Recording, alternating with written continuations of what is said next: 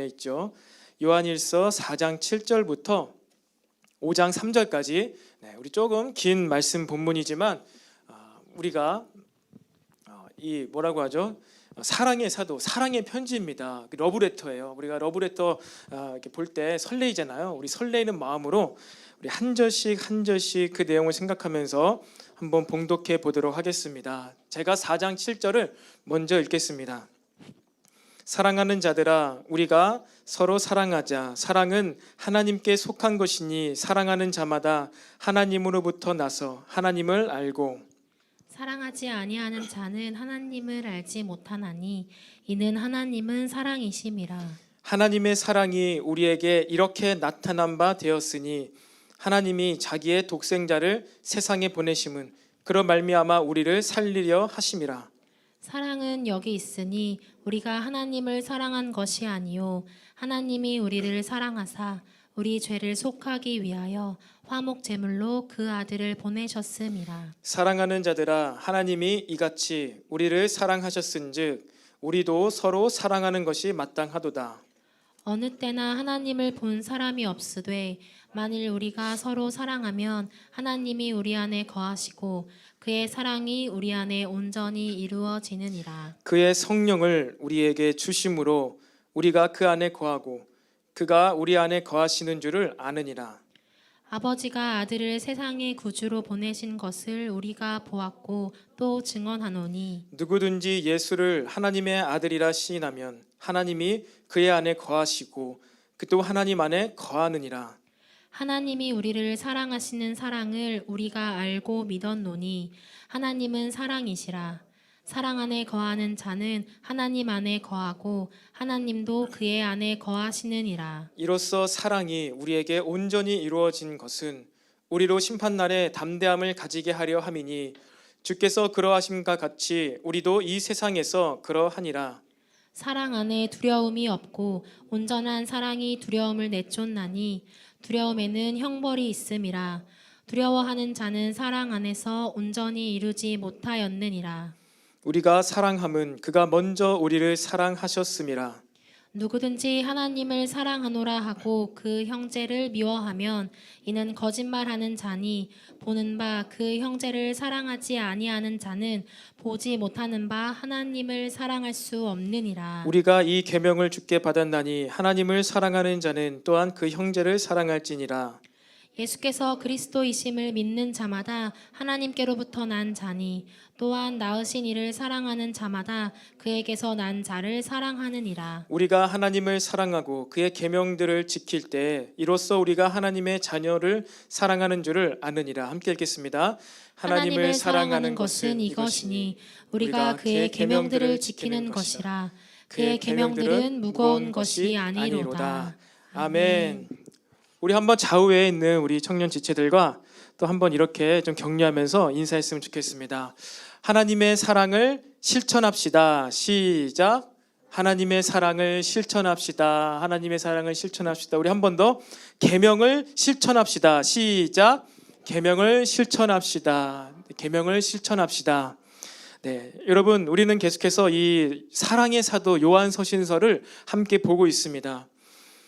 여러분, 우리 기독교는 사랑의 종교라고 하죠. 이제 사랑을 합니다. 뭐 관념적인 생각하는 그러한 사랑이 아니라 특별히 이 실천하는 사랑을 이야기하고 있어요. 바로 우리는 사랑을 하자. 그래서 나 사랑해, 사랑해, 사랑해 그것이 아니라 특별히 하나님의 사랑을 실천하는 게 바로 지금 우리가 이야기하는 사랑입니다. 하나님의 사랑을 실천하는 게 우리가 이야기하는 사랑하자는 거예요. 그러면 하나님의 사랑이 어디에 나타났을까요? 하나님의 사랑은 하나님의 말씀에 계명에 나타났습니다. 특별히 십계명. 우리 기독교 사랑의 종교 사랑하자고 하는데 그러면 우리는 세상에서 보고 듣고 배운 것, 내 경험 그것으로 사랑하려고 합니다. 그런데 그것이 아니라 우리는요 하나님의 사랑을 실천하는 거예요. 그리고 하나님의 사랑은 어디에 나타났다고요? 계명에 나타났습니다. 그 말씀, 특별히 십계명. 하나님의 사랑이 무엇인지 알아야지 그 사랑을 실천하고 우리는 참된 교회 안에서의 사랑을 할 수가 있는 거예요. 그렇다면 여러분 십계명 무엇입니까? 다 알죠? 십계명 우리 뭐 유초등부 때부터 어릴 때부터 외웠잖아요. 노래도 부르면서. 십계명의 1계명이 무엇입니까? 1계명. 너는 나 외에 다른 신을 내게 두지 말라. 이것이 1계명입니다. 이것이 하나님의 사랑이라는 거예요. 그리고 두 번째가 무엇입니까? 너는 나 외에 다른 우상을 숭배하지 말라. 어떠한 형상물도 만들고 숭배하지 말라는 거예요. 그게 하나님 사랑입니다. 세 번째는 뭐죠? 너는 내 이름을 망령되이 부르지 말라. 나를 존중히 여기라는 거예요. 그리고 네 번째는 안식일을 거룩히 지키라. 내가 이 안식일은 복되게 했기 때문에 거룩히 지켜야 된다. 그리고 5계명부터 10계명까지는 이제 이웃들과의 관계를 이야기하고 있습니다. 이 10계명을, 이 압축된 하나님의 말씀 10계명을 지키는 것이 바로 하나님의 사랑을 실천하는 거예요. 여러분은 근데 10계명의 그 말 뜻을 알고 있습니까? 10계명 1계명 너는 나 외에 다른 신을 너에게 두지 말라. 이것이 무슨 얘기입니까? 파님, 너와 나 사이에 어떠한 장애물을 두어서 내가 내 얼굴을 보고 네가 내 얼굴을 보는 것을 막게 하지 말라는 거예요. 그게 속뜻입니다. 하나님의 사랑이 느껴지죠. 그리고 두 번째 우상 숭배하지 말라. 이것은 무엇입니까? 가치관입니다. 하나님보다 다른 그 어떤 것도 우선시 여기지 말라는 거예요. 나만 바라봐라는 것이죠. 그럼 나머지는 다 줄게. 그것입니다. 가치관이에요. 그리고 망령되이 여기지 말라. 이것은 나를 존중히 여겨달라는 겁니다. 존중히. 인격적인 관계를 맺자는 거예요. 그리고 안식일. 이것은 안식일과 복. 내가 복을 주어서 안식하게 만든 이 마지막 날. 이 안식에 대해서는 상당히 할 이야기가 많지만 중요한 것은 하나님께서 만드신 창조 질서, 완성하셨잖아요. 모든 세상 질서를 완성하신 그 창조 질서를 유지하는 것, 그것이 우리가 안식일을 거룩히 지키는 거예요. 한마디로 그 하나님께서 혼돈 가운데 있었던 이 세상을 질서 있게 올바로 기능할 수 있게 만든 그 완성한 의미가 바로 이 안식일에 있습니다. 일하지 않고 쉬는 것, 이것은 안식일의 전체 의미의 아주 지엽적인 거예요. 아주 일부분입니다. 가장 포괄적이고 넓은 뜻은 하나님께서 만드신 그 창조 질서를 유지하고 완성해 나가는 것, 그것이 안식일을 지키는 거예요. 이것이 바로 하나님께서 우리에게 말씀하신 하나님의 사랑입니다. 1계명부터 4계명까지를 잘 지키면 우리는 하나님께서 보여주신 그 사랑을 실천할 수가 있는 거예요. 그런데 그렇게 할 수 없으니까 어떻게 하나님 직접 오셨죠. 율법이신 말씀이신 예수님께서 오셨습니다. 그 예수님께서 무엇이에요? 말씀 그 자체예요. 예수님께서 무엇이에요? 계명 그 자체라는 거예요.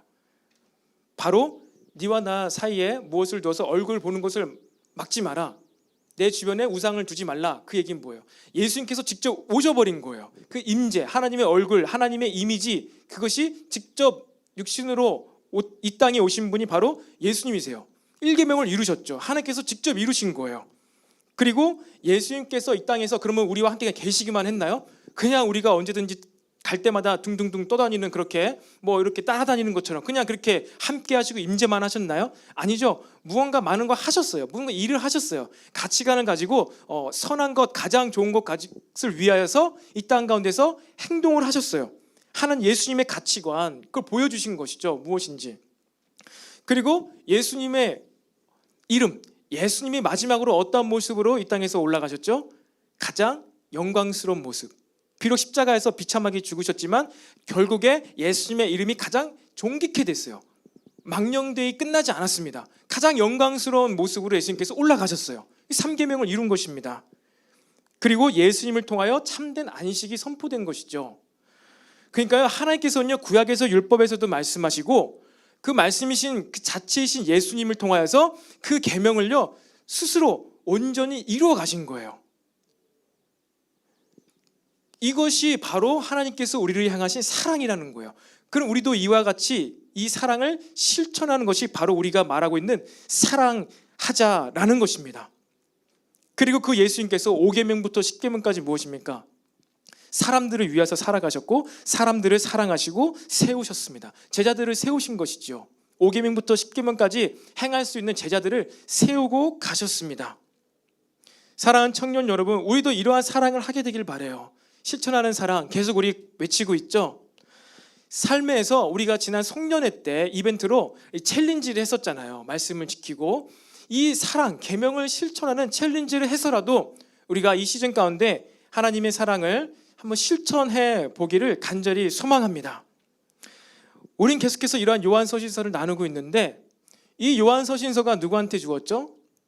초대교회 성도들, 초대교회 성도들의 회람서신으로 이 성경이 쓰여졌습니다. 그리고 그들이 처한 상황은요, 외부적으로는 로마 제국의 핍박, 압제를 받고 있었고 내부적으로는 지금 어떤 일이 발생했다고요? 영지주의 사상, 영지주의자들이 교회 내부에서 미혹을 하여서 교회를 분열케 만들었어요. 이것이 이 수신자들이 처한 상황이었습니다. 이 교회가 처한 상황이었어요. 그렇다면 이 교회를 개인으로 보았을 때 이렇게 우리 해석할 수 있죠. 한마디로 믿는 자들에게는요, 이 로마 제국과 같이 압제하는 외적인 공격, 어려움이 있고요. 그리고 또한 내적인, 내부적인 어려움이 있다는 거예요. 근데 놀랍게도 이 사람들은요, 교회는요, 성도는요, 이 외부의 공격, 외부의 어려움 때문에는 스스로 망하지를 않아요. 스스로 망하지는 않아요. 그들이 넘어지게 된 것은요, 다 내적인 어려움, 이 내부적인 어려움 때문에 구약의 인물들이라든지 많은 사람들이 넘어진 것을, 곧잘 넘어지는 것을 우리는 보게 됩니다. 베드로를 보면 알 수 있어요. 베드로가 예수님의 열성 수제자였잖아요. 마지막 날 밤에 예수님이 체포하러 군사들이 왔습니다. 수십 명의 한 100명이 넘는 이 군사들이 왔을 때 베드로가 어떻게 했죠? 저들은 100명이 넘고 우리는 12명밖에 안 되는데 쪽수를 밀린다. 승패가 없다. 승산이 없다. 하고서 칼을 던져버리고 도망갔나요? 아니에요. 굉장히 무식하게 칼을 빼어들어서 한 종의 귀를 잘라버렸어요. 예수님이 말렸습니다. 베드로가 배반한 것은 외부의 어려움 때문에 배반한 것이 아니에요. 베드로가 언제 예수님께 혼이 났죠? 주님께서 내가 이제 못 박혀 죽게 된다고 하니까 주님 그럴 수 없습니다.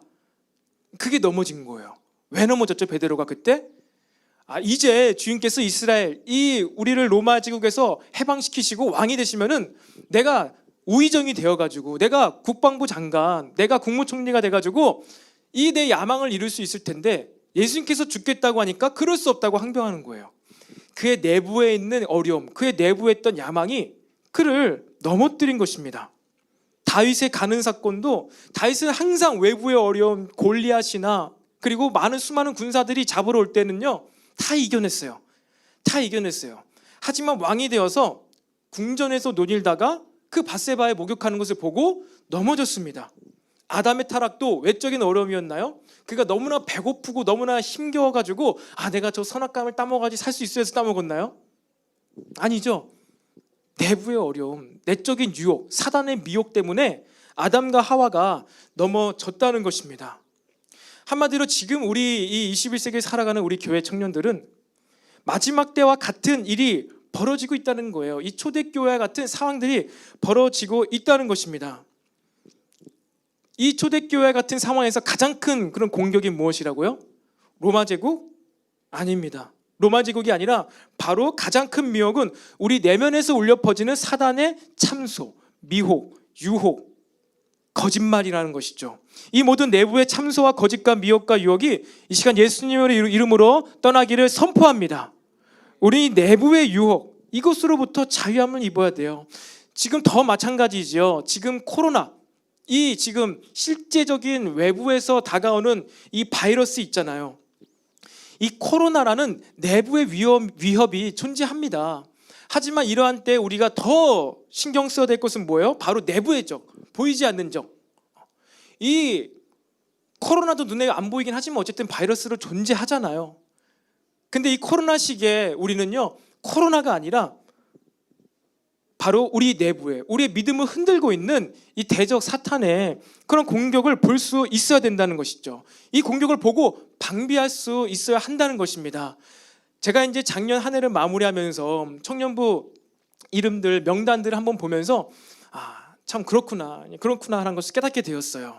우리가 재작년에 이맘때, 그러니까 작년에 시작할 때는 우리가 팀 모임과 이렇게 관리를 받는, 연락이 되는 우리 청년부 팀원들 총 인원이 한 80명이 됐어요. 79명 정도 됐습니다. 출석은 잘 못해도 연락은 되고 어쨌든 뭐 이렇게 교제를 하는.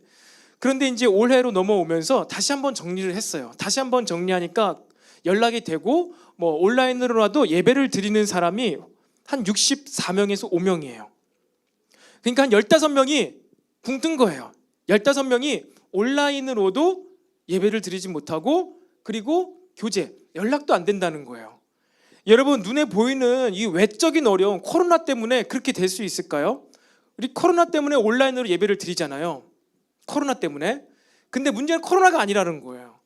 문제는 코로나가 아니라 그 내적인 갈등과 유혹과 여러 가지 뭐 불신과 이런 것들, 내적인 그런 미혹 가운데 온라인으로도 예배를 드리지 못하는 인원이 15명이 붕 뜨고 어디론가 가버린 거예요. 우리 15명 돌아오시길 바랍니다. 우리 15명 전파 타고 코로나 퍼지지 않습니다.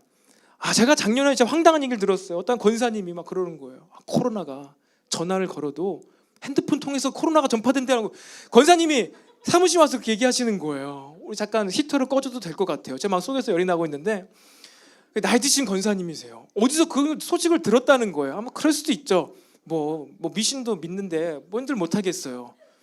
그래서 이제 그 다른 전사님이 아니라고요. 권사님 그렇지 않아요. 그런 건 거짓말이에요. 그래요? 그럼 나도 설마 했어. 혹시 했어. 전파를 타고 영상으로 코로나 퍼지지 않습니다.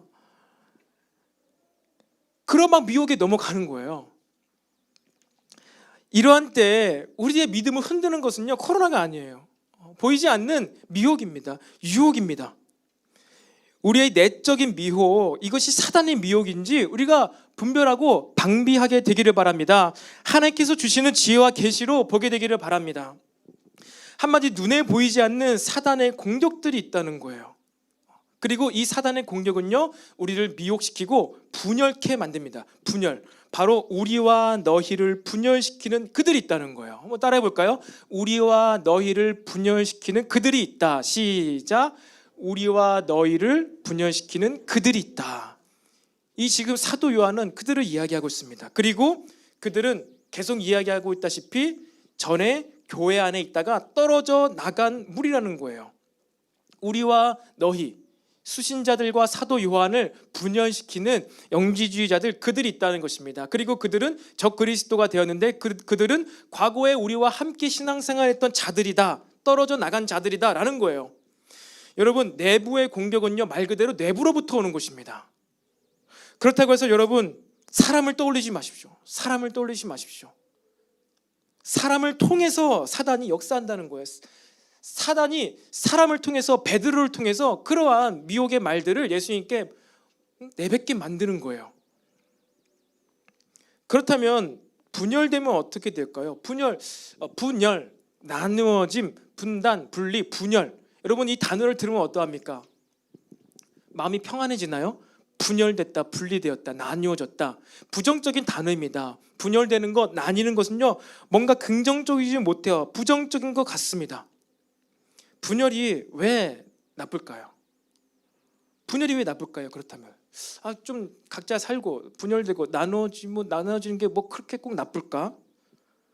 그런데 사도 요한은요, 분열, 그들이 하고 있다는 것이 바로 이 분열인데, 그들이 하고 있는 분열이 나쁜 것인 거예요. 그래서 그것에 대해서 그들의 공작을 이야기하고 있는 것입니다. 여러분, 왜 분열이 나쁩니까? 너무 많이 모여 있으면 분란이 생겨서 좀 그냥 나뉘어서 사는 게 좋은 것 같은데 분열이 꼭 나쁠까? 여러분, 분열이 나쁜 이유는요, 다른 것 없습니다. 분열이 나쁜 이유는요, 우리의 부르심을 감당하지 못하게 만들어요. 개인으로 먼저 적용해 보겠습니다. 각 개인, 한 사람 개인으로 봤을 때 우리가 어떻게 분열될 수 있죠? 마음이 분열될 수 있습니다. 마음이 여기저기 막 나뉘어질 수가 있습니다. 집중하지 못하는 마음, 그것이 우리의 한 개인으로 봤을 때 마음이 분열되는 거예요. 여러분, 학창 시절을 다 보내보았죠? 지냈죠? 저희 때만 해도 학창 시절에 무엇이 있었습니까? 두발 자유화가 금지되었습니다. 그래서 제 앨범 사진 보면 다 짧아요. 2cm. 그 자매들은 귀 밑 3cm인가 다 그랬어요. 염색 당연히 안 되죠. 머리 짧게 잘라야 되죠. 왜 그랬죠? 예의 없어 보이기 때문에, 불량해 보이기 때문에. 염색하면 왜 안 되죠? 불량해 보이니까. 맞아요. 그렇게 얘기를 했어요. 근데 진짜 목적은 뭐예요? 머리가 길고 염색하고 하면은 자꾸 거울을 봐요. 꾸미게 봐요.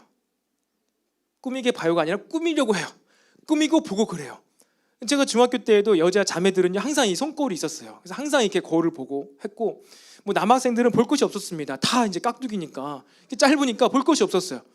그러니까 공부만 하는 것이죠. 왜 두발을 그렇게 했죠? 학생은요 부르심이 뭐예요? 학생의 목적은 이제 공부하는 거예요. 공부하게 하기 위해서 그러한 어떠한 거칠의 외적인 부분들을 신경을 쓰지 않게 하기 위해서 그런 과거에 그런 일을 했던 것입니다. 요즘에 이제 두발 자유화가 되었죠. 두발이 뭐 어렵게 되어도 공부만 할 수 있으면 돼요.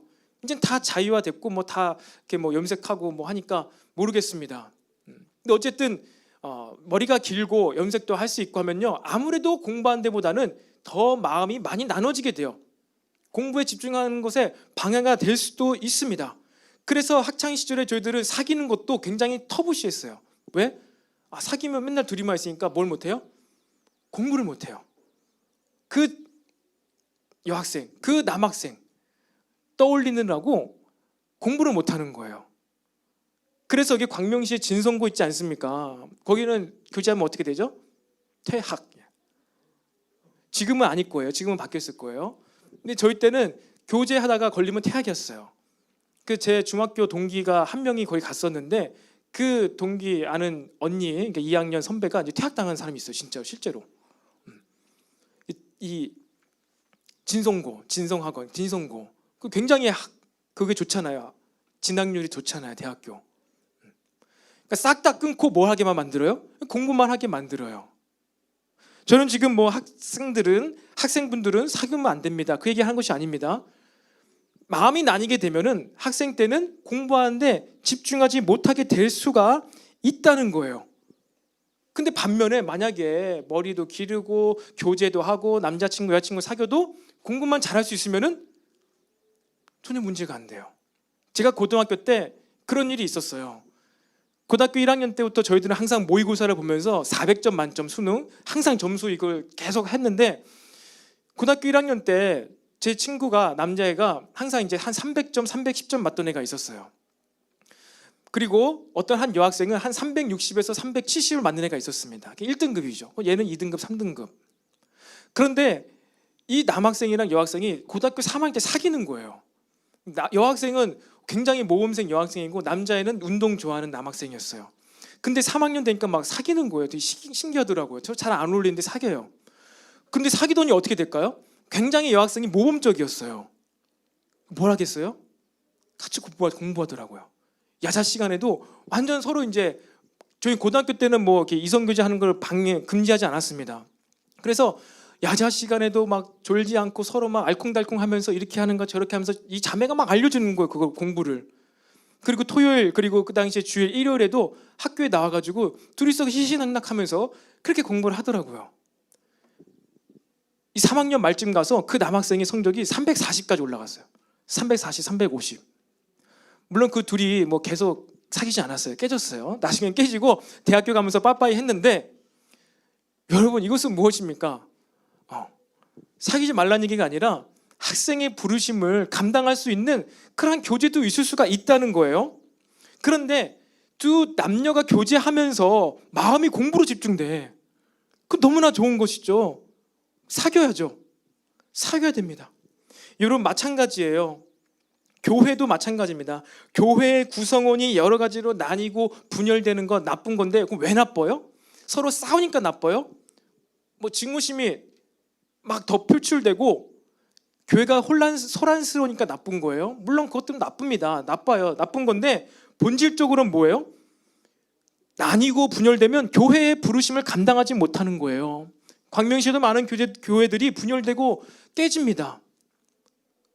그러면 그들을 감정적으로 서로 미워하고 증오하는 것, 그래서 이를 본 자녀 세대들이 슬퍼하는 것, 그것 때문에 나쁘기도 하죠. 하지만 더 근본적인 것, 하나님의 시선은 뭐예요? 내가 이 교회를 세운 이유는 이렇게 하려고 세웠는데 이것은 감당하지 못하고 분열되고 있구나. 이것이 근본적인 악함이라는 것입니다. 교회도요 분열되지 말아야 되는 이유는요 부르심 때문에, 그 부르심을 더 크게 멀리 완성해 나가기 위해 분열되지 않고 연합되어야 한다는 거예요. 가정이 나뉘고 흩어지고 분열되면 무엇이 나쁜가요? 똑같습니다.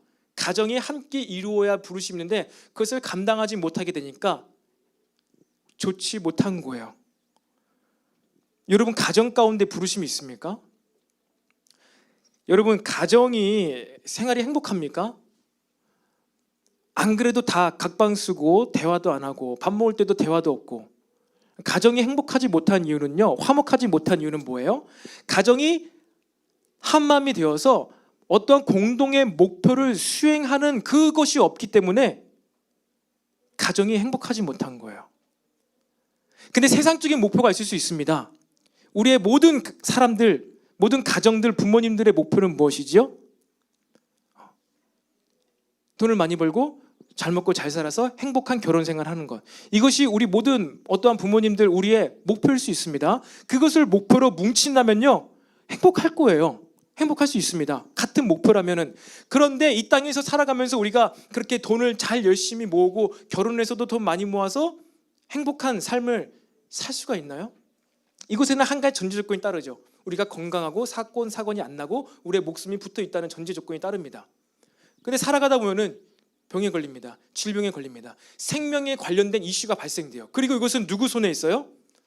하나님 손에 있어요. 그렇기 때문에 우리가 나름 모든 사람들이 공통적으로 생각하는 우리 가족의 목표, 돈 많이 잘 모아서 행복한 삶을 살자는 이 목표는요 좋습니다. 공동의 목표가 될 수 있어요. 하지만 큰 맹점이 뭐예요? 그 사람의 생명, 그 사람의 삶을 누가 인도하냐는 거예요. 그렇기 때문에 가족이 공동 목표를 세워서 돈 잘 벌고 집 많이 사고 더 큰 집으로 가는 것에 있어서 자꾸만 누가 아파, 그리고 사고가 발생돼서 지출이 생기고 돈을 버는데 도움이 못 돼. 그럼 어떻게 돼요? 그 가족 구성원이 미워하게 되는 거예요. 왜 우리가 이렇게 돈 잘 벌어서 행복하게 살려고 하는데 얘는 맨날 병에만 걸리지, 얘는 맨날 사고만 치지, 도움이 안 되네? 행복이 사라져요. 그러니까 공동의 목표도 필요하고 그 공동의 목표가 진리 위에 서 있어야 한다는 거예요. 그렇다면 우리 가정 공동체, 가족의 원 부르심이 무엇일까요? 그렇다면 무엇일까요? 그 복음 전파 무엇일까요? 우리 가정의 원 부르심은요, 우리 주님께서 주신 원 부르심은요 뭐예요? 온 땅에 충만케 되는 거고요. 아담과 하와에게 준 부르심은요, 네 후손이 뱀의 머리를 상하게 된다는 그 부르심이에요. 그래서 아담과 하와가 계속 자녀를 낳은 거예요. 그 부르심을 감당하기 위해서 자녀를 계속 낳은 것입니다. 실패했죠. 첫 번째 실패했어요. 가인과 아벨 실패했습니다. 그럼 실패했으니까 우리 하지 말자가 아니라 또 낳았어요. 셋을 낳았어요. 셋째 셋 낳은 게 아니라 셋을 낳았어요. 셋이 아니죠. 셋을 낳았습니다. 셋을 낳아서 그 셋을 통하여서 이제 여호와의 이름을 다시 그들이 부르게 되고, 그 셋의 후손 가운데 노아, 아브라함, 다윗, 예수님이 오신 거예요. 가정의 부르심은 뭐예요? 하나님의 그 일을 감당하는 것입니다. 하나님의 일을 감당하기 위해서 우리 가정을 주신 거예요. 이것이 근본적이고 공통된 모든 우리 믿는 가정의 부르심이 되어야 되는 거예요. 이 부르심이 없으면요 불안하고요, 뭔가 세상적인 공동의 목표를 갖고 있다 하지만 그건 불안한 거예요. 완벽하지 못해요. 그러니까 행복이 없습니다. 우리 모든 가정 가운데서도 이 원 부르심, 이것이 회복되기를 간절히 소망합니다. 그래서 이 부르심을 알게 하는 것이 뭐예요? 우리가 미혹의 영에 넘어가지 않는 거예요. 진리의 영 가운데 거하는 것입니다. 그래서 지난주에 우리가 이 미혹의 영과 진리의 영 가운데 거하는 것을 분별하자라고 말씀을 나누었어요. 그렇다면 오늘은 그것을 가능케 하는 방법, 바로 형제 사랑입니다. 우리 옆 사람 보면 함께 축복합시다. 주님의 이름으로 사랑합니다. 시작. 주님을 사랑합니다. 우리 화면에 있는 여러분들도 주님의 이름으로 사랑합니다. 축복합니다. 여러분, 우리가 미혹의 영에 넘어가지 않는 것, 그것이 바로 형제 사랑이라는 거예요. 우리가 오늘 긴 본문을 읽었는데, 그렇다면 우리는 왜 사랑을 해야 될까요? 그 첫 번째 이유는요, 바로 이 형제 사랑은 주님의 계명입니다. 우리 5장 3절 한번 읽어볼까요? 5장 3절 함께 읽어보겠습니다. 시작. 하나님을 사랑하는 것은 이것이니 우리가 그의 계명들을 지키는 것이라. 그의 계명들은 무거운 것이 아니로다. 아멘. 여러분, 이 4장 7절부터 굳이 5장 3절까지는요, 이것이 한 문단이에요. 한 문단이고 이것이 동시문적 구조를 가지고 있습니다. 카테키즘 구조라고 하죠. 처음과 끝이 같고 그 다음과 그 다음 끝이 같고 가운데가 있고 이런 거예요. 1 더하기 10, 11, 2 더하기 9, 11. 그러니까 같이 매칭이 되는 거예요. 한마디로 4장 7절에 사랑하자고 권면하고 있죠. 그리고 5장 3절에 하나님을 사랑하는 것은 계명을 지키는 것이라. 같은 말을 하고 있는 것입니다. 한마디로 이 긴 구절이 같은 주제를 갖고 말하고 있는 거예요. 사랑이죠. 사랑을 실천하자. 하나님의 사랑. 그런데 그것의 가장 외부에 싸고 있는 밖에 있는 전제 조건, 그래 사랑해야지. 왜 사랑해야 되지? 전제 조건, 그것이 뭐예요? 계명이라는 거예요. 명령이라는 거예요. 명령. 하나님의 이 근본 기본적인 명령 위에 사랑의 실천이 있는 것입니다. 명령, 계명, 반드시 해야 되는 것이죠. 여러분, 왜 하나님께서 우리를 구원하셨을까요? 하나님께서 우리를 구원하신 여러 가지 이유가 있습니다. 성경에 나온 것 크게 세 가지를 보자면요, 그것이에요. 첫 번째로는요, 아버지의 입장, 아버지와 아들의 관계이기 때문에, 우리가 아들이기 때문에 우리를 사랑하셨다는 거예요. 이것이 돌아온 탕자의 비유에 있는 것처럼 조건 없는 사랑이지요. 그래서 우리를 구원하신 것입니다. 두 번째는 뭐예요? 친구의 입장. 나는 주의 친구, 노래도 있죠, 찬양도 있죠. 친구의 입장은요, 프렌십이 아니라 비밀 얘기하고 내 고민을 함께 나누기 위해서 우리를 구원하셨어요. 친구로 부르시기 위해서 우리를 구원하셨어요. 그것이 창세기 18장에 나옵니다. 아브라함의 이야기인데요, 이 구절에 이런 말씀이 있어요. 한번 띄워볼까요? 창세기 18장 17절에서 19절에 여호와께서 이르시되 내가 하려는 것을 아브라함에게 숨기겠느냐? 아브라함은 강대한 나라가 되고 천한 만민은 그로 말미암아 복을 받게 될 것이 아니냐?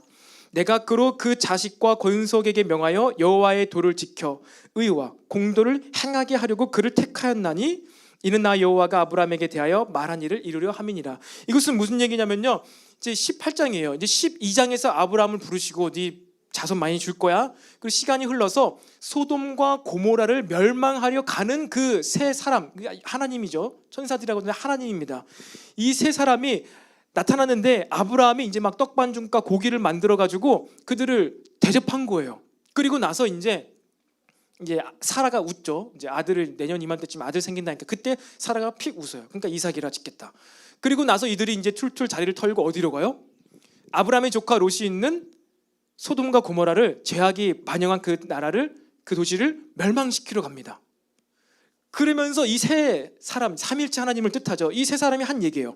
여호와께서 이르시되 내가 하려는 것을 아브라함에게 숨기겠느냐? 내가 아브라함을 지명하여 선택하여 불렀고 그를 구원하였는데 난 그에게 숨기지 않을 거야. 내가 지금 소돔과 고모라를 멸망하러 가는데 그에게 알릴 거야. 그럼 아브라함은 뭐예요? 이제 중보 기도하는 거예요. 그러니까 하나님의 그 어떠한 일들, 그것을 알려주기 위해서 우리를 친구로 삼으시기 위해서 구원하셨습니다. 그리고 바로 세 번째로는요, 주인과 종의 관계에서 우리를 사용하시려고 부르셨어요. 구원하셨어요. 사도 바울이 항상 서신서마다 얘기하는 것이 있죠. 그리스도의 종된 나 바울은, 그리스도의 종이 된 나 사도 바울은 하면서 이야기합니다. 종은 무엇이에요? 주인이 있다는 거예요. 종은 무엇을 한 자예요? 주인의 명령을 실천하는 자입니다. 한마디로 하나님과 우리와의 관계는요, 단순하지가 않아요. 굉장히 입체적입니다. 굉장히 커요. 늘 그 둘째 아들만 생각하면 안 되는 거예요. 아들됨을 위해서도 우리를 부르셨습니다. 그리고 친구됨을 위해서, 그리고 종으로 삼기 위해서, 그 명령을 수행하게 하기 위해서 우리를 부르신 거예요. 구원이 점점 더 완성되어져 가는 자에게는요, 바로 그리스도의 종된 나 바울은 이라는 이러한 고백이 나옵니다. 자신이 예수님의 종이다, 예수님 나의 주인입니다, 난 노예입니다 라고 고백하는 자가 가장 하나님의 아들됨을 누리고 있는 자예요. 내가 가장 하나님의 아들됨을 누리고 있으니까 종임을 고백할 수 있는 것입니다. 사랑하는 청년 여러분, 우리가 구원받고 신앙생활 하는 이유를, 참된 이유를 발견하게 되시길 바라요. 바로 구원받아 주님의 명령인 이 계명을 실천하게 하기 위해서 우리를 근본적으로 구원하셨다라는 이 사실이 우리 심령 가운데 각인되어지길 바랍니다. 형제 사랑을 여러분들은 그래서 주님의 명령으로 수행하고 있습니까? 아니면은 그냥 내 감정으로 내가 기쁠 때에만, 내가 좋을 때에만, 내가 좋아하는 사람만, 내 기준에 맞는 사람만 그들을 섬기고 사랑하고 있습니까? 자기 부인을 하시기 바랍니다. 형제 사랑은요, 첫 번째는요, 우리가 명령을 수행하는 이유에서 형제를 사랑하는 거예요. 그래서 우리 교회 안에서는요, 세상 기준으로 형제를 자매를 사랑하지 마십시오. 세상 기준으로 사랑하라고 할 때는요, 사랑받지 못하는 자가 항상 있기 마련이에요. 형제 사랑은요, 주님의 명령입니다. 계명입니다. 세상 기준으로 사랑하는 것이 아니라 누구든지 택함 받은 자는요, 누구든지 우리 교회 안에 있는 자들은요, 이쁨 받을 수 있어요. 사랑 받을 수 있습니다. 그래서 기억하시길 바라요. 그럼 이제 여기서 자존감이 팍 올라간 자들이 있죠. 세상 기준으로 내가 진짜 사랑받지 못하는 그러한 조건들을 막 갖추어가지고 멸시천대받고 따돌림 받고 막 투명 인간 취급받았는데, 그래, 교회 안에서는 이러한 기준 다 없고 그냥 교회 나오기만 하면은, 이 교회 안에만 있으면은 이런 이쁨, 사랑, 이러한 대접을 내가 받을 수 있구나. 그래, 내가 세상에서 받아보지 못한 이 사랑을 교회 안에서는 마음껏 누려보리라. 나 좀 사랑해줘, 나 좀 사랑해줘, 플리즈 love me, 제발 이러면서 나 좀 사랑해줘 했더니 진짜 막 사랑하는 거죠. 그래, 잘 왔어, 형제여 자매여, 잘 왔어 하면서 막 사랑해줬어. 그런데 어느 정도 시간이 지나니까 또 그 사랑이 식어진 것 같아요. 이쁨 받다가 또 눈밖에 난 것 같아요. 뭐야, 사랑해달라고 내가 이렇게 못 나가지고 사랑 안 해주는 거야? 내가 정말 세상 기준으로 잘나지 못해서 나 이제는 더 이상 사랑하지 않는 거야? 교회 다니는데 교회가 왜 이렇게 사랑이 없는 거야? 저 은사님 왜 사랑이 왜 이렇게 없는 거야? 그렇게 사랑을 외치더니 왜 그런 거야? 여러분, 그것도 아니에요. 이러한 자들을 대할 때 명령, 사랑해야 되는데 쟤는 맨날 사랑만 달라고 그러고 도대체 언제까지야? 근데 명령, 그래 해야지. 이건 율법이에요. 이거는 우리를 죽이는 사랑입니다. 이 교회 안에서 하는 사랑은요, 사랑이 주는 사랑을 얘기하는 것이 아니고요, 그리고 이 사랑은요, 주고받는 사랑을 이야기하는 것입니다. 주고받는 사랑을 이야기하는 것이에요. 근데 하나님이 우리를 사랑한 사랑은, 아가페 사랑은 그런 사랑이 아니잖아요. 조건부 사랑이 아니잖아요. 주고받는 사랑이 아니라 그냥 막 일방적인 불강력적인 그런 사랑 아니에요? 맞습니다. 하나님의 사랑, 우리가 해야 되는 사랑, 그런 사랑이에요. 그런데 하나님께서 우리에게 신의 사랑, 아가페의 사랑을 주셨는데, 그것이 이 사람이 돌아오지 않고 맨날 사랑만 막 받으려고만 하고 그냥 마음대로만 살면서도 사랑 주라고 하고 이러기 위해서 아가페 사랑을 주신 게 아니에요. 하나님께서 우리에게 아가페 사랑을 왜 주셨죠? 조건이 없이? 그의 사랑을 받아내기 위해서 사랑을 주신 거예요. 근데 철저하게 그 시작은 조건 없는 사랑. 그런데 그도 나를 사랑하게 하기 위해서 사랑을 주신 거예요. 이 사랑을 우리가 나누는 거예요. 그래서 우리가 교회 안에서 사랑을 나누는데 그냥 막 맹목적으로 사랑만 받으려고 하고 사랑을 안 주면 왜 교회가 사랑이 없냐고 삐지고, 그 하나님의 사랑 실천하지 않네. 이건요, 사랑을 받은 게 아니에요. 그 사람은요, 선택받지 못한 거예요. 이게 하나님의 이 참된 사랑을 왜곡하고 있는 거예요. 아가페 사랑을 왜 주었는지 그 의미를 모르는 거예요. 이 관계적 사랑을 위해서 신적 사랑, 조건 없는 사랑을 주신 거예요. 그리고 너도 우리와 같이 사랑을 해라라는 것이죠. 그런데 교회의 사랑을 이야기하면서 계속해서 받는 사랑만. 그러니까 둘째 아들이 그 사랑을 받고 어떻게 됐어요? 유산 더 받아가지고 이제 첫째 형의 유산까지 받아가지고 더 허랑방탕하게 살았나요? 그것이 아니죠. 유산 다 날려먹었는데도 아버지께서 종된 한 사람이 아니라 아들로서 또 받아주니까 너무나 좋은 거예요. 그래서 그냥 그 집에 살아보게 된 것이죠. 그 하나님의 아버지의 사랑을 이제 반응하게 된 거예요. 아들로서 살겠다고. 이게 바로 교회가 사랑을 주는 그 근본입니다. 내가 교회의 사랑을 받았고 교회가 하는 사랑이 어떠한 사랑인지 알았을 때는요, 뭐예요? 그 사람도 교회를 사랑할 수 있게 되어야 되는 거예요. 그렇기 때문에 바로 이 교회에서 하는 사랑이 무슨 사랑이 아니에요?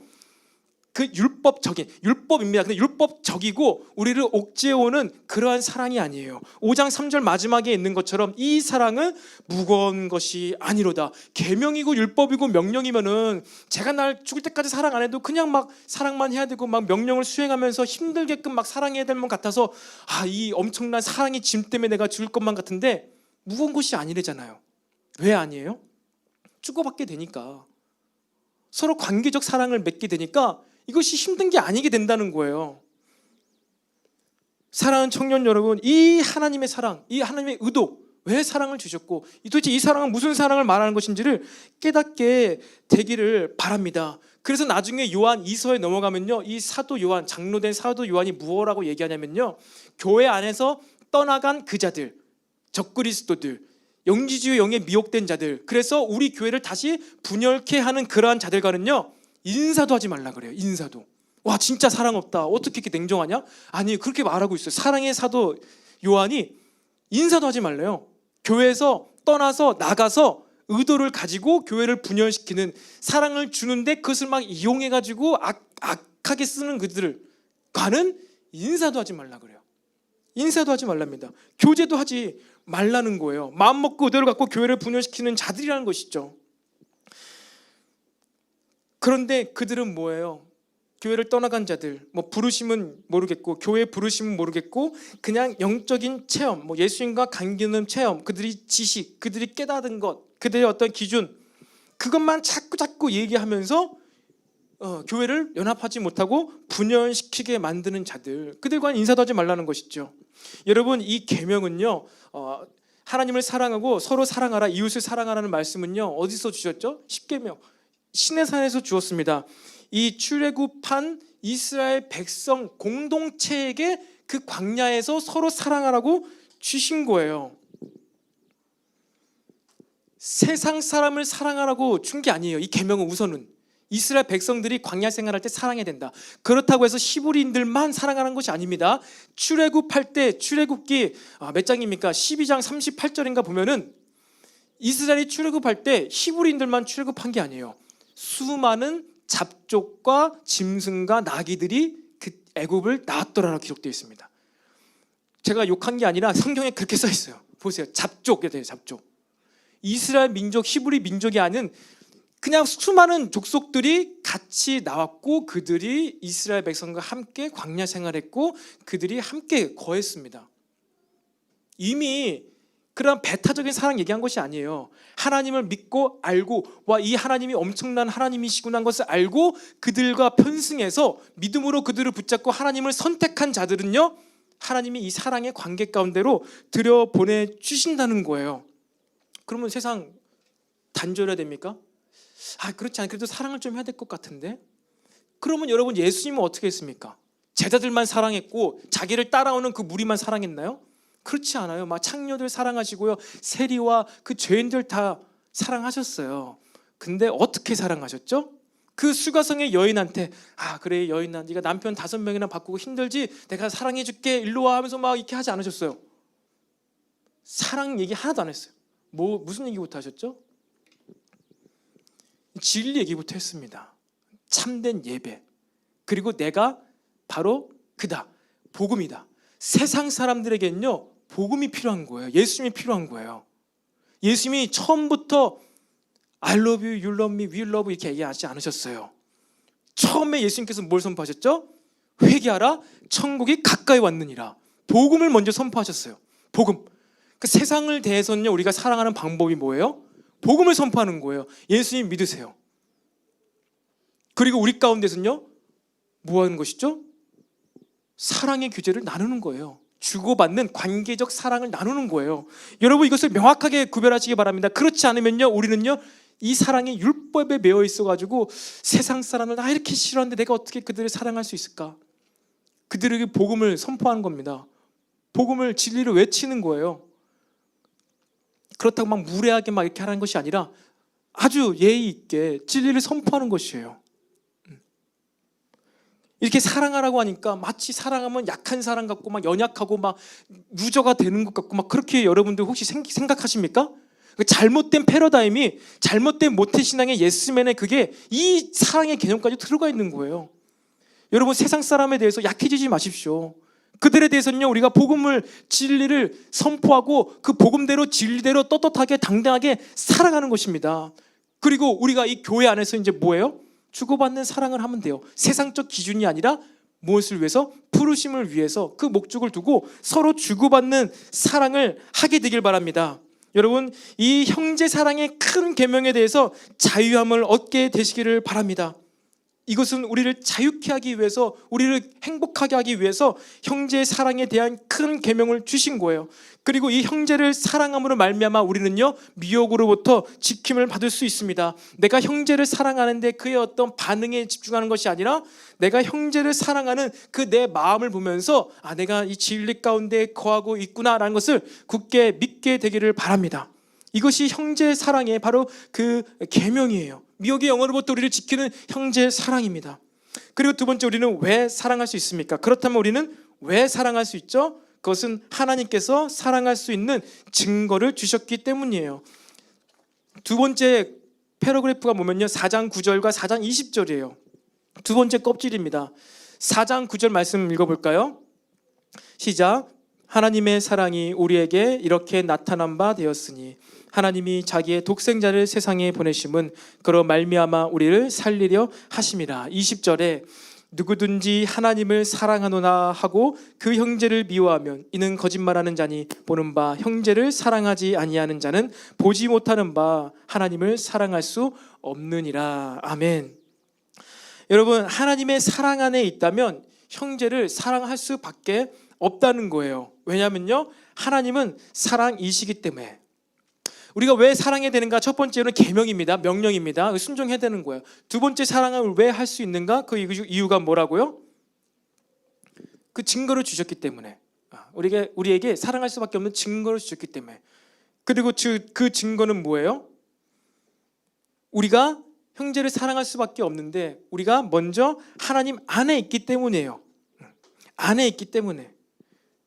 그리고 그 하나님의 안에 있기 때문에 그럼 왜 사랑할 수 있어요? 하나님이 사랑이시기 때문에 사랑 안에서 행동하는 나의 그 행동의 실천이 뭐라는 거예요? 사랑이라는 것이죠.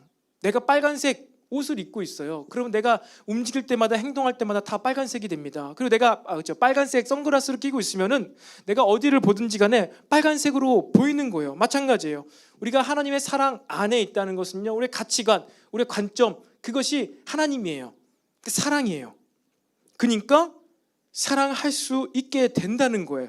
우리가 하나님 안에 있다는 것이 우리가 하나님을 형제를 사랑할 수 있는 그 증거를 주셨다는 것입니다.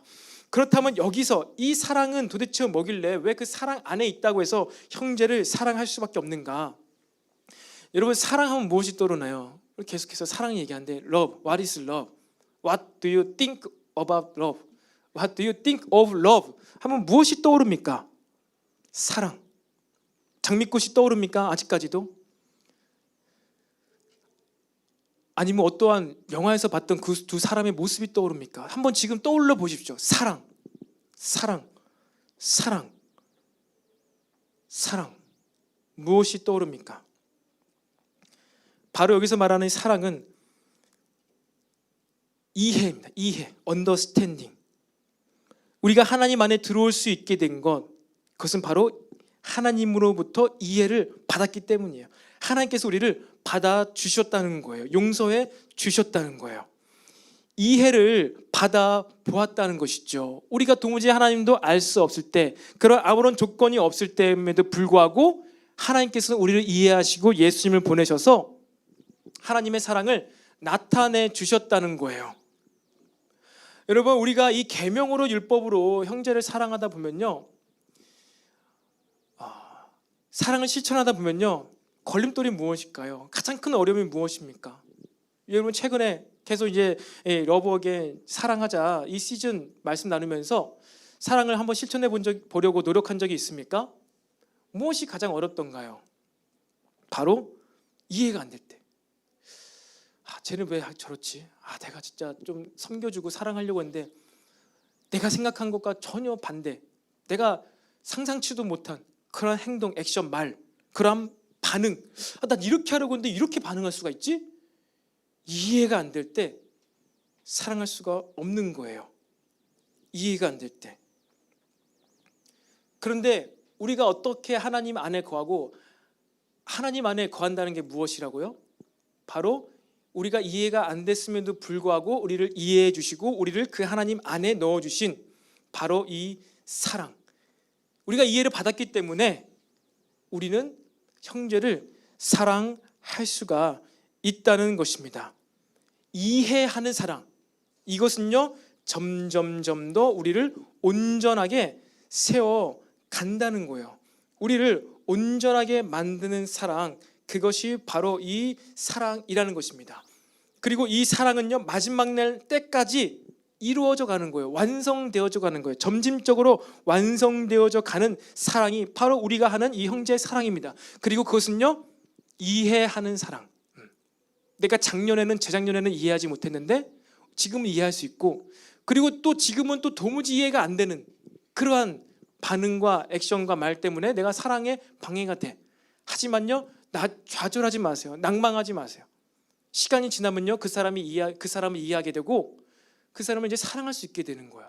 이렇게 완성되어져 가는 사랑에서는요 우리는 바로 이 이해라는 것을 말할 수밖에 없습니다. 그래서 그 두 번째 껍질에 대한 내용이 이 4장 9절과 20절과 그 바로 앞에는 17, 18절까지 있는데, 그것이 바로 뭐예요? 이로써 사랑이 17절에 우리에게 온전히 이루어진 것은, 사랑이 뭐라는 거예요? 온전히 이루어져 가고 있다는 거예요. 온전한 사랑. 그리고 두려움을 내쫓는 사랑, 18절에 있는 것처럼 두려움을 내쫓는 사랑, 온전해지는 사랑, 그것이 뭐예요? 점점 더 하나님 안에 있다 보니까 이해되어져 가는 것이지요. 내 삶에 나타났던 이런 불안한 또 여러 가지 두려움의 어떤 일들이 있었지만 점점 하나님을 이해하게 되니까 내가 하나님 안에 온전하게 거할 수 있고, 마찬가지로 이 사랑 때문에 형제도 내가 점점 이해할 수 있게 돼서 사랑할 수 있는 우리 교회 공동체의 형제들, 자매들이 더 확대되어 갈 수가 있다는 것입니다. 사랑하는 청년 여러분, 이 형제를 사랑할 수밖에 없는 그 증거, 바로 우리 안에 있는 하나님으로부터 용납받고 이해받아진 그것, 그 증거들을 우리의 삶에서 계속해서 발견해 나가길 바랍니다. 형제 사랑하기 위해서 내가 내 안에 있는 증거들, 하나님으로부터 이해받은 것들, 하나님이 나를 용납해 주셨던 것들, 그리고 현재도 계속 이해받고 용납받아지고 있는 그 하나님의 이해하심으로 말미암은 그 사랑을 우리가 안에 거할 때 형제들도 이해하고 사랑하게 될 줄로 믿으시기를 바랍니다. 그리고 마지막 세 번째, 그렇다면 우리가 마지막으로 사랑할 수밖에 없는 비결은 무엇입니까? 그것은 하나님의 임재 가운데 거하는 것이에요. 14절부터 16절까지의 말씀입니다. 14절부터 16절 말씀 한번 읽어볼까요? 시작. 아버지가 아들을 세상의 구주로 보내신 것을 우리가 보았고 또 증언하노니, 누구든지 예수를 하나님의 아들이라 시인하면 하나님이 그의 안에 거하시고 그도 하나님 안에 거하느니라. 하나님이 우리를 사랑하시는 사랑을 우리가 알고 믿었노니, 하나님은 사랑이시라. 사랑 안에 거하는 자는 하나님 안에 거하고 하나님도 그 안에 거하시느니라. 아멘. 이 하나님이 우리와 함께 하신다, 그것이 무엇입니까? 임마누엘의 하나님이죠. 이 4장 7절부터 5장 3절까지 이 전체 한 패러그래프가 동시문적 구조라고 했어요. 겉에부터, 껍질부터 안으로 들어가고 있습니다. 그 가운데 14, 15, 16절이 바로 가장 핵심이에요. 가장 가운데 있는 거예요. 그러니까 이제 이 동시문적 구조로 사고를 쉽게 하는 이스라엘 사람들은요, 히브리인들은, 유대인들은 이 말씀을 읽으면은 그 순서를 알아요. 그래서 가운데가 가장 중요하구나. 하나님이 우리 안에, 내가 하나님 안에 거한다고 감동을 받아요. 근데 우리는 말이 계속 반복되는 것 같고 처음 말했다 끝에 말했다가 이러지 하면서 혼란스럽잖아요. 근데 이 지금 가장 가운데 있는 거, 중심에 있는 거, 이 말씀이 중요하다는 거예요.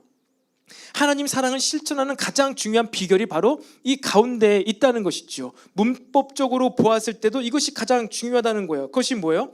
이 세상에 오신 아들 예수를 믿는 것입니다. 받아들이는 거예요. 그리고 임재 가운데 거하는 것입니다. 우리를 너무나 사랑하셔서 육체로 오시고 그리고 이제는 성령을 보내주셔서 우리와 함께 임재하시는 그 성령님을 더 인정하고 믿게 되시길 바랍니다. 누굴 믿으라고요? 그 성령님의 임재하심을 더 믿고 인정하고 믿으라는 거예요. 한번 여러분 따라해 볼까요? 성령님 당신이십니까? 시작. 님 당신이십니까? 성령님의 임재를 더 누리게 되기를 바랍니다. 임재 가운데 거하는 것, 오늘 찬양가 하면서도 여러분 예배할 때 워십할 때 임재를 경험하지 않았습니까? 저는 제 감정을 뛰어넘는 임재를 경험하였어요. 마지막 전찬양 그거 무엇입니까? 하나님께서 세상을 사랑하사. 이거 다윗의 장막 찬양이죠. 이 찬양 저도 알아요. 고등학교 때 좋아했던 찬양이에요. 근데 항상 저도 이제 예배 인도자에게 하는 말이 있죠. 가사말 너무 많거나 막 이렇게 주저리 하는 것은 말고 임재로 들어가는 마지막 찬양을 하자. 그래서 늘 강조했는데 딱 이 찬양 시작되는데 이거 마지막 찬양 뭡니까? 처음에 바다보다도록 이거는 그냥 듣기는 좋다. 그래서 그냥 이렇게 눈 감고 묵상하고 있었는데 그러니까 제 감정과 의지와 상관없이 찬양이 진행될수록 임재가 부어지는 거예요. 임재가 부어졌습니다. 임재가 부어지고 저도 막 더 찬양하게 됐고 그 다음 찬양으로도 더 너무나 자연스럽게 잘 그 예배가 진행된 것 같아요. 한마디로 형제 사랑은요, 우리가 임재 가운데 거할 수 있느냐 없느냐라는 거예요. 그 임재 가운데 거하게 되시기를 바랍니다. 그리고 16절에 사랑 안에 거하는 자는 하나님 안에 거하고 하나님도 그의 안에 거하시느니라. 이 거한다는요 너무나 중요한 단어입니다. 이것이 영어 성경에는요 dwelling으로 되어 있고요, 영어로도 메노멘, 헬라어로도 메노멘이라 되어 있어요. 이것은 is, exist, 존재하다, 있다 없다 이것이 얘기한 것이 아니에요. 말 그대로 거주하다는 거예요. 거주하다, dwelling하다는 뭐예요? dwelling 뭐예요? 터를 잡고 집을 짓고 살다는 뜻이에요. 그러니까 우리가 주님 안에 임재 가운데 거한다는 것은요, 하나님께서 우리 안에 터 잡으시도록 살도록 두신다는 거예요. 하나님께서 임재하시는 건요 바로 에덴 동산에서 아담과 하와와 임재하셨습니다. 동산을 거니셨어요. 아담과 하와가 동물 이름을 어떻게 짓나 듣고 계셨어요. 그들과 함께 있고 아담과 하와는요 오늘 하나님 왔다, 오늘 안 오셨다, 왔다, 발자국 소리를 들었다고 돼 있어요. 그래서 발자국 소리가 들리니까 타락하고 나서는 원래 발자국 소리는 환영과 웰컴과 너무 사랑의 하나님 또 오셨네였는데 타락하니까 동일하게 느껴요. 근데 두려움, 공포의 하나님 바뀌었어요. 그래서 그 동산에 거니시는 하나님의 발자국 소리를 듣고 숨은 거예요. 임재가 이제 달라진 것이죠. 근데 중요한 건 어쨌든 그 임재는요 그냥 임재 이것이 아니라 뭐예요? 서로 주고받는 게 있는 거예요. 느끼는 거예요. 듣는 거예요. 하나님도 나의 음성을 듣고 동물 무슨 이름 짓나 듣고 나도 하나님의 발자국 소리를 듣고 느끼고, 그리고 나서 그 하나님의 임재가 이제 언제 다시 왔죠? 시내산에서 모세의 성막 가운데 왔습니다. 엄청 길죠? 하나님 계셨어요? 계셨습니다. 사라졌다가 모세의 성막에 오신 게 아니에요. 근데 뭐라고요? 임재하시고 거주하셨다는 거예요. 거주. 하나님 항상 계셨습니다. 거주하셨어요. 성막 봉헌식을 할 때 임재 불기둥과 구름기둥으로 오시고 거주하시고 임재 뭐 하셨어요? 구름기둥과 불기둥으로 인도하셨어요. 그리고 법궤, 언약궤가 가나안 땅에 들어가면 법궤가 가는 곳마다 승리를 했어요. 하나님의 임재는 그것을 뜻합니다. 그리고 나서 그 하나님의 임재가 이제 거주가 어디로 이동했죠? 솔로몬 성전. 솔로몬 때 성전을 완성하고 또 성전 봉헌식을 합니다. 그러니까 하나님의 임재가 있는 때는요 뭔가 이렇게 세레머니, 액션 뭔가 있는 거예요. 천지를 창조하시고 복되게 하시고 7일날 안식하셨다는 건요 하나님께서 이제 집을 짓고 터 잡으시고 거주하셨다는 거예요. 그게 하나님께서 복되게 하신 이유고 안식을 한 거예요. 한마디로 안식의 개념인 거예요. 성막 가운데 그리고 성전 가운데. 근데 그것이 어떻게 됐죠? 또 회파됐죠. 백성이 타락하여서 임재가 떠나가 버렸습니다. 근데 영원히 떠났나요? 아니죠. 예수님으로, 육신의 예수님으로 임재하셨어요. 예수님 자체 말씀으로. 그리고 죽으셨죠. 부활하셨죠. 그리고 다시 어떻게 되셨다고요? 성령으로 우리 안에 오셨어요. 우리 안에 오신 건요 그냥 있다, 있겠지, 있으시겠지, 그게 아니라 거주하신다는 거예요. 성전 가운데, 성막 가운데, 에덴 동산에 거하셨던 그 거주하심의 느낌으로 거주하신다는 거예요. 그러니까 뭐예요? 성령님 당신이십니까? 저 물어보라고 한 거예요. 왜? 발자국 소리가 들리니까, 뭔가 느껴지니까 거주하신다는 거예요. 우리도 하나님 느끼고 하나님도 나를 아시고 느끼고, 그냥 그 개념이 아니라 이 흐름입니다. 에덴 동산, 그리고 성막, 성전, 예수님, 그리고 성령님, 이렇게 하나님께서는요 우리 가운데 터잡으시고 거주하시고 살고 계신다는 거예요. 지속적으로 거하시게 됐다는 것입니다. 그래서 우리는 동시에 어떻게 된다고요? 우리도 하나님 안에서 터잡고 지속적으로 거주하게 되었다는 거예요. 사랑하는 청년 여러분, 인재를 누리고 계십니까? 예수님께서 성령을 우리 가운데 터잡고 계신다면요, 이제 뭐예요? 그분이 뭐 하시나, 지금 도대체 무슨 생각하시나, 무슨 감동을 주시나, 어디에 관심이 있나, 내가 귀를 기울인다는 거예요. 근데 초대 영지주의자들, 적그리스도의 세력들은요 뭘 부인했다고요?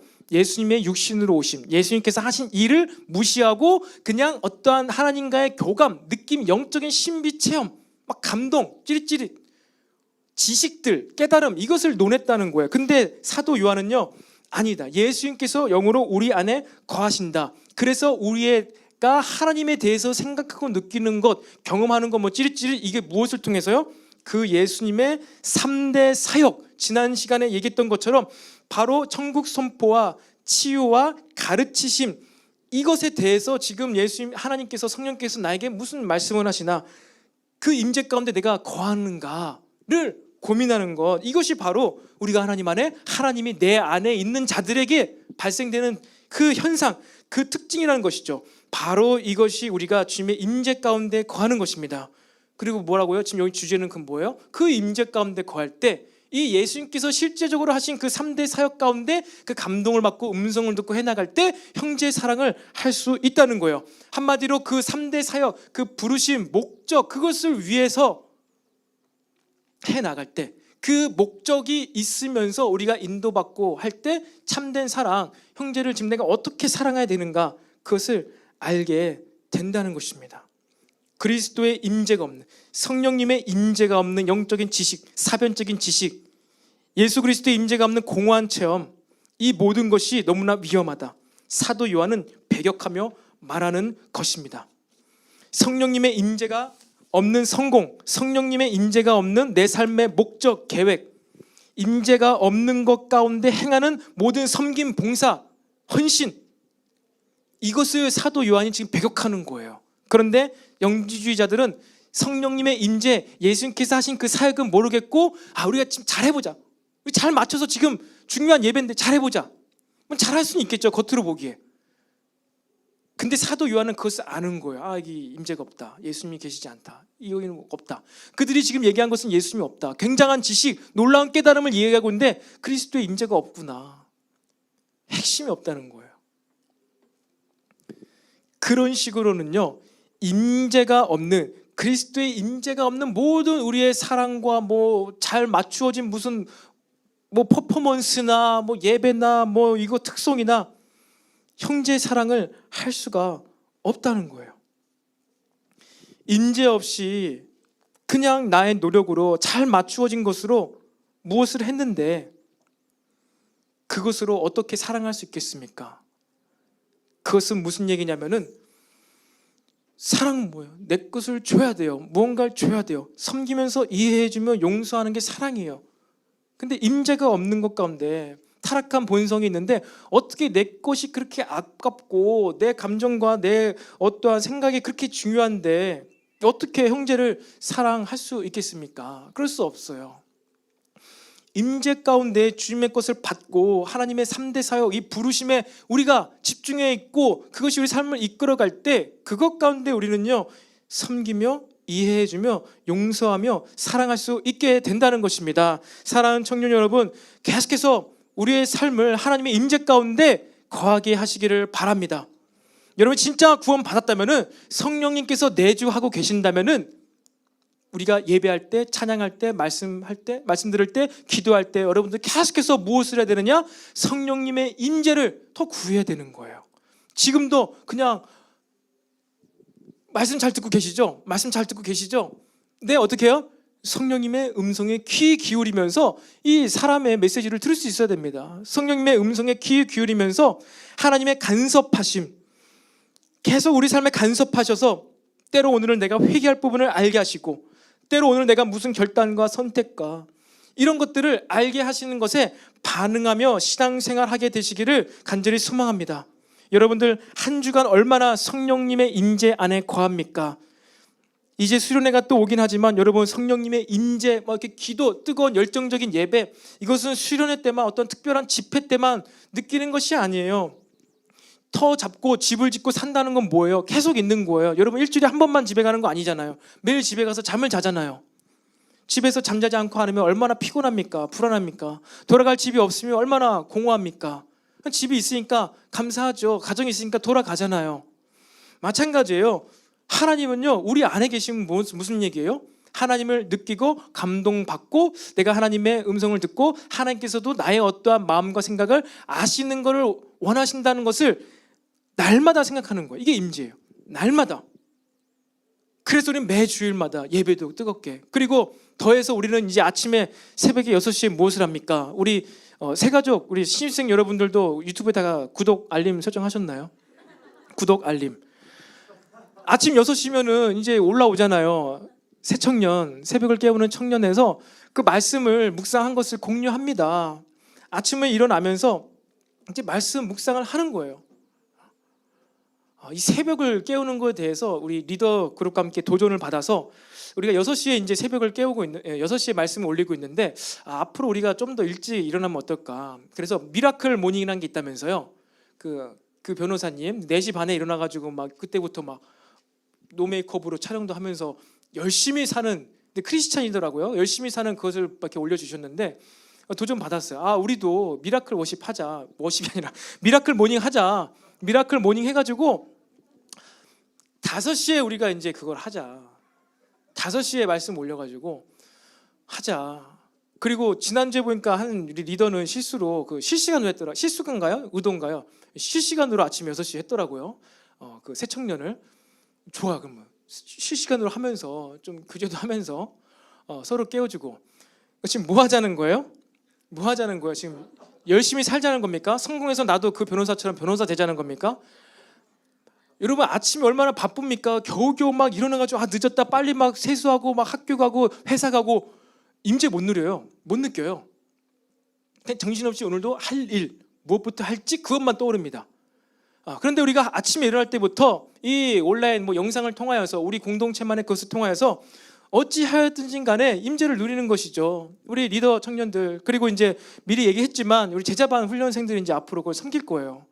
제자반 훈련생들, 또 리더들, 우리의 그 사랑스러운 공동체 형제 자매분들의 얼굴을 보면서 임재를 느끼는 것이죠. 임재를 느끼면서 그래, 오늘도 하나님께서 나에게 무슨 감동, 오늘 무슨 속삭임을 주시나, 이것을 계속 훈련하면서 연습하는 게 임재 가운데 거하는 거예요. 그 임재 가운데 거할 때 형제 사랑을 할 수 있다는 것을 믿으시기 바랍니다. 말씀을 정리하겠습니다. 미혹의 영, 진리 가운데 거하지 못하게 만드는 이 사단의 유혹은요, 계속해서 우리로 하여금 다양하게 접근해 옵니다. 근데 그러한 유혹과 미혹에도 우리가 형제를 사랑할 수 있는, 우리가 그 진리 가운데 거할 수 있는 것은 무엇이라고요?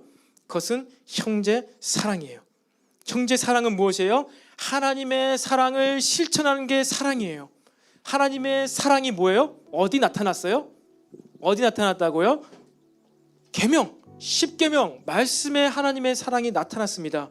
그리고 하나님의 사랑을 누가 실제로 행하셨죠? 예수님. 예수님께서 행하신 그 모든 것이 하나님의 사랑이에요. 그것은 명령입니다. 예수님처럼 사는 것 명령이에요. 그리고 우리가 그렇게 명령을 따라 행할 때 이해할 수 없는 대상을 만날 때 사랑의 좌절을 경험합니다. 하지만 우리가 하나님께 계속해서 이해받아지고 지금도 여전히 내가 하나님께 용납받고 있음을 알고 내가 다른 사람도 이해해주고 용납할 수 있을 때 사랑하게 돼요. 사랑부터 하지 마시기 바랍니다. 만약에 도저히 안 되면요, 그거 왜 그랬을까? 왜 이런 반응이 나올까? 용납하고 이해하는 것부터 하시라는 거예요. 그리고 점점 더 우리는 사랑할 수 있습니다. 그리고 마지막으로 가장 중요한 것, 임재하신 하나님. 우리가 하나님의 임재 가운데 거하고 하나님도 우리 안에 거할 때, 드웰링 하실 때 터 잡으시고 계속 365일 24시간 계신다는 이런 임재 가운데 우리가 형제를 사랑할 수 있게 된다는 것입니다. 바로 이것이 우리의 신앙 생활이에요. 이것이 삶입니다. 여러분, 사랑을 여러분의 삶 가운데 실천해 나가시기를 바랍니다. 특별히 부르심을 완성해 나가는 교회 공동체, 그리고 각 개인으로서의 교회, 이것을요 분열시키는 존재가 있다는 거예요. 지금 이 시대도 코로나 눈에 보이는 것 말고도 사단은요 계속 우리를 분열시켜요. 한 사람의 생각도 마음 가운데서도 계속 우리는 이 시대 가운데 주님의 부르심이 아니라 계속 코로나 몇 명 이것 때문에 우리의 마음이 분열되어 있어요. 그러니까 부르심을 잊어버립니다. 교회도 오늘은 몇 명이냐, 다음 주엔 몇 명이냐, 몇 단계냐 봐야 됩니다. 무시하는 얘기 아니에요. 잘 봐야죠. 하지만 더 중요한 것은 부르심을 내가 잃으면 안 된다는 거예요. 교회가, 우리 엘림 청년부가 부르심을 잊으면 안 된다는 것입니다. 우리 엘림 청년부의 비전 스테이트먼트가 무엇입니까? 우리 신입생 여러분들 제가 알려주었죠. 우리는 하나님으로부터, 우리 세상으로부터 하나님께 부름을 받아 그리스도의 제자가 되어 세상의 문화를 바꾸는 문화 번역가이다. 우리 부르심은요 세상의 문화, 이 시대에 20살, 30대 청년들의 크리스천 생활 양식, 문화를 바꾸는 거예요. 말씀으로, 성경적으로 바꾸는 거예요. 그것을 위해서 우리가 엘림 청년부로 모여 달하는 것입니다. 청년들, 믿는 청년들의 사회생활, 믿는 청년들의 학업생활, 믿는 청년들의 가정생활, 이 우리의 생활, 이 문화, 이 스타일을 어떻게 해요? 잘못되고 성경으로부터 멀어진 것이 있다면 그것을 계속해서 바꾸어가는 부르심이 있습니다. 그 방법들 각 개인마다 부어짓고 해요. 그런데 우리가 다른 것에 한눈 팔려있고 마음이 분열되고 공동체가 분열되면 무엇을 못해요? 문화를 못 바꾼다는 거예요. 우리의 가정생활, 신앙생활, 사회생활, 학업생활을 바꿀 수가 없다는 거예요. 여러분, 우리는요 서로 교제하고 좋습니다. 연합합니다. 무엇을 위해서요? 가정생활, 사회생활, 학업생활, 직장생활, 문화를 바꾸기 위해서 우리는 부르심을 입어 나가는 줄로 믿으시기를 바랍니다. 이 시간 다 같이 자리에서 일어나서 우리 찬양 부르시고 또 말씀을 생각하면서 함께 기도하도록 하겠습니다.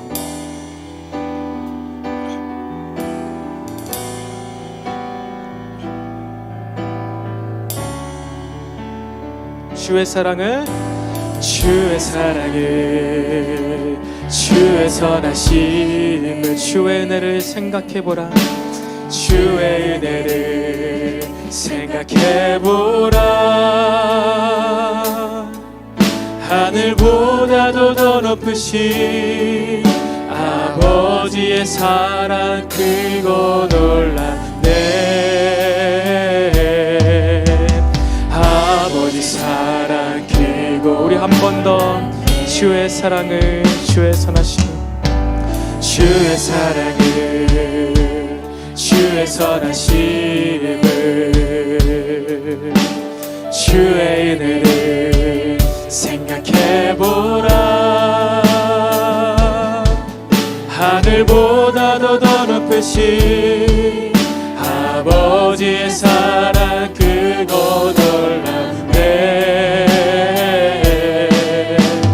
아버지 사랑 크고 놀랍네. 내 어찌 그 사랑 잊으리, 내 어찌 그 사랑 잊으리. 내 어찌 주의 긍휼 잊으리. 내 영혼을 모든 소원 만족시킬 하나. 내 어찌 그 사랑 잊으리, 내 어찌 그 사랑 잊으리. 어찌 주의 긍휼 잊으리. 내 영혼의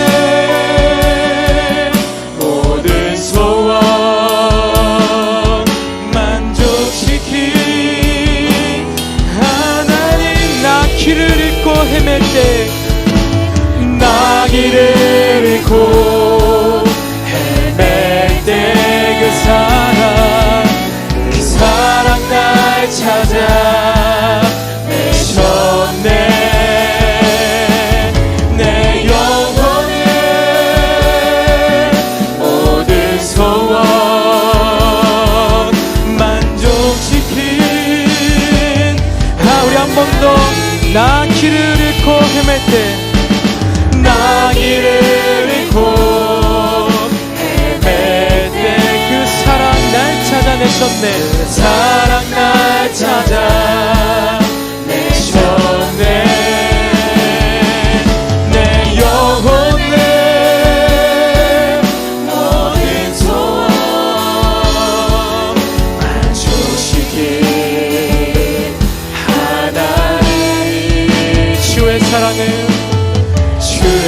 사랑을 주의 선하심을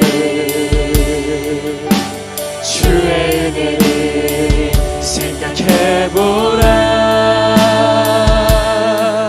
하늘보다도 더 높으신 아버지의 사랑 크고 놀랍네. 아버지 사랑 크고 놀랍네. 아멘. 우리가 오늘 말씀을 생각하면서 주님의 사랑과 그 주님의 은혜를 우리가 생각하며 묵상하면서 또 특별히 주님, 내가 주님의 임재 가운데 더욱더 거하기를 원합니다. 주님의 발자국 소리, 주님의 음성 소리를 듣게 해달라고 우리 시간 주여 한번 외치고 기도하겠습니다. 주여.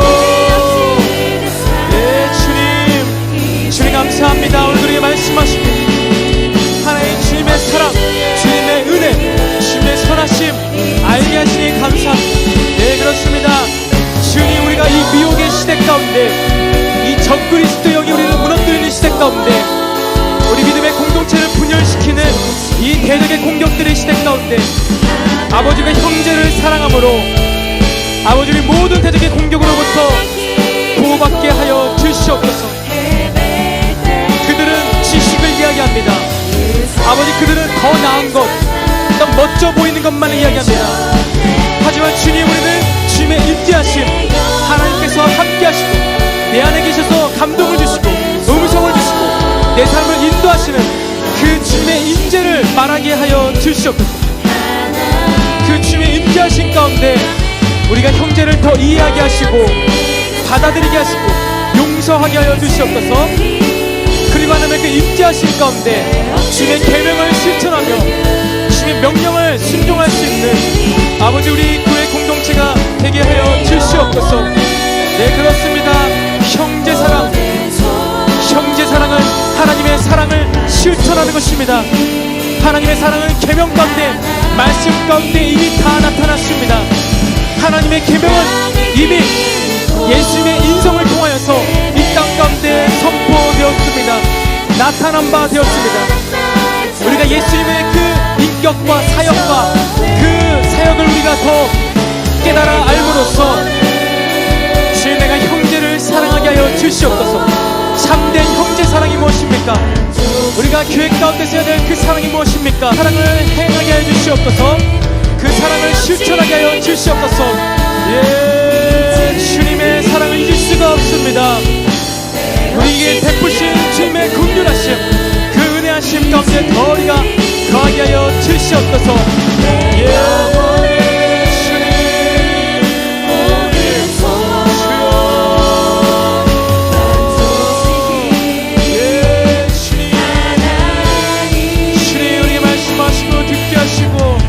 하나님의 안에 거하게 도와주시옵소서.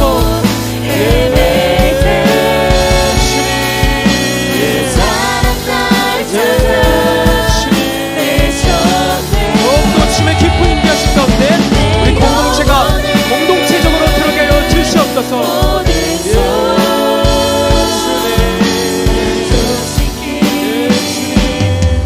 우리가 이 시간 한 번 더 기도하기 원합니다. 이 시간 기도할 때 여러분 가장 편안한 마음으로 주님을 생각하면서 이 시간 주여 한번 외치고 기도할 텐데, 여러분 계속 그렇게 고백해 보십시오. 성령님 당신이십니까? 주님 당신이십니까? 이 느낌, 이 감동, 이것이 주님이 맞으십니까? 예, 그렇습니다. 내가 주님의 음성, 나를 이해하시고 용서해 주시고 날 언더스탠딩 해주시는 이분이 성령님이시군요.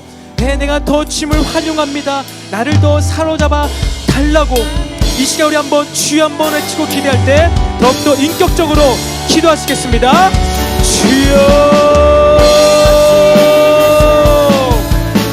예, 주님, 성령님, 예, 주님, 이분이 성령님 당신이십니까? 아버지, 이 내 감정, 내 이 느낌, 이분이 예수님이 맞으십니까? 예, 주님이 성령이 맞으십니까? 예, 주님, 내가 더 주님을 바르게 분별하 알기를 원합니다. 아버지 주님, 내 이 감정, 내 이 주님께 대한 내 이 생각, 인식, 용서받는 듯한 내 느낌, 아버지, 이것이 하나님의 그 긍휼하심이 맞습니까? 이것이 주님이 날 이해하시는 것이 맞으십니까? 예, 주님, 내 영혼의 모든 소원을 만족시키시는 주님이 맞으십니까? 예, 주님, 이렇게 해서 기도하십시오. 예, 주님, 당신이십니까? 예, 주님 맞습니까? 예, 주님, 예, 이 감정, 이 느낌, 내가 주님의 임재 가운데 더 거하기를 원합니다. 주님의 긍휼, 내가 잊을 수가 없습니다. 나의 참된 진짜 소원 오직 주님께서 하십니다. 나에게 주시는 비전, 감동, 결단, 모든 목표, 목적, 이것이 주님이 주신 것이 맞습니까? 내가 더 주님을 찾습니다. 내가 더 주님을 보기를 원합니다. 내가 더 주님을 발견하기를 원합니다. 내 안에 계신 성령님을 더 느끼기를 원합니다. 예, 주님, 내 영혼의 모든 소원 만족시킨 하나님, 함께하여 주시옵소서. 모든 인도하신 주님이 맞으십니까? 오늘 우리 예배 가운데 함께하신 그분 성령님 맞으십니까?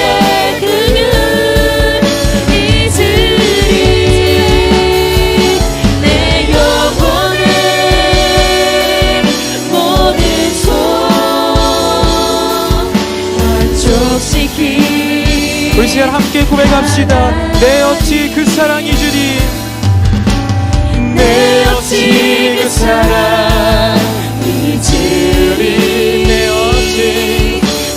어찌 주의 긍휼 잊으리, 내 영혼의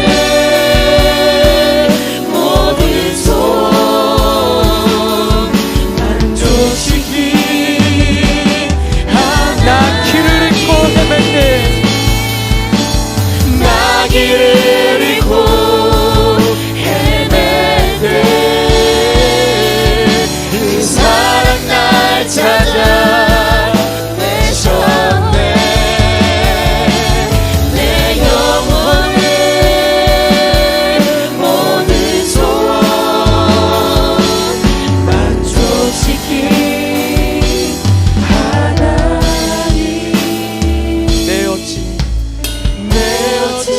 그 사랑 잊으리, 내 어찌 주의 긍휼 잊으리. 우리 주님의 긍휼을 잊을 수 없습니다. 내 영혼의 모든 소원 만족시킨 하나님, 나 길을 잃고 헤맬 때, 그 사랑 날 찾아 내셨네. 내 영혼의 모든 소원 만족시킨